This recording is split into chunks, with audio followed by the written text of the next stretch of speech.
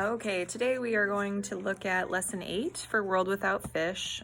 This should be on Tuesday, September 22nd. And today we are going to be looking at the same pages that we did yesterday. So pages 52 through 61 again. But we're going to dig into the text for a little bit different reason today. I want you to have this paper out, the Lesson 8 paper, where it talks about author's point of view. It's a graphic organizer. And read this section of text one more time today. And then what we're going to do is we're going to analyze Kurlansky's point of view in an excerpt from chapter 4. And we're going to be able to explain how he conveys his point of view. So that's kind of what the most of our learning is going to be today. So I'm going to give you an example of like a think aloud with the first couple of paragraphs on page 56. So if you could turn to 56 for me. Looks like this, and it's talking about Huxley. So just to kind of model this for you, this would be a possible think aloud. My first step is going to be to scan the excerpt of World Without Fish where Kurlansky begins to talk about Huxley. So we're on page 56. I can see he starts talking about him on 56, and I'm going to read the first paragraph. So the first paragraph says, one of the most influential figures promoting the idea that it was impossible for fishermen to endanger fish populations was Thomas Henry Huxley, a British scientist.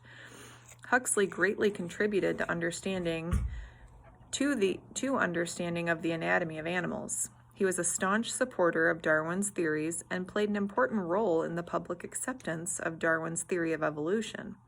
He was also the first to suggest that birds are the modern descendants of dinosaurs, a view widely held today.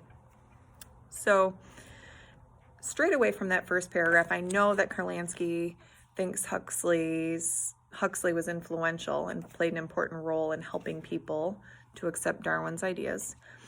So I'm going to record that in the first column of my graphic organizer.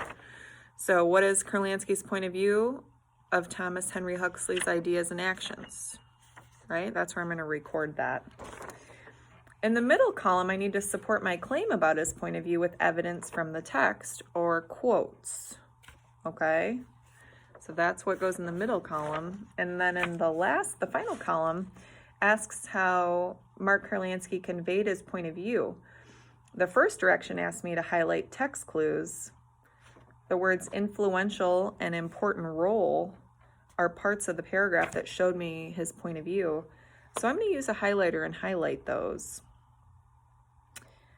And then the second instruction in the final column says, note whether these text clues tell you directly or if they led you to infer Kurlansky's point of view.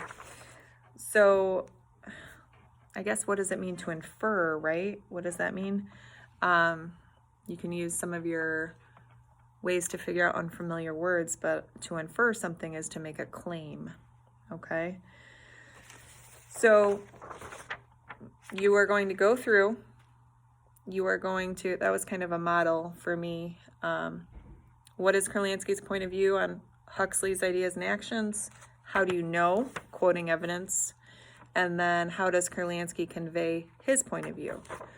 So we're kind of shifting from just doing the gist and the text-dependent questions all the time to talking about the author's perspective or author's point of view on this, okay?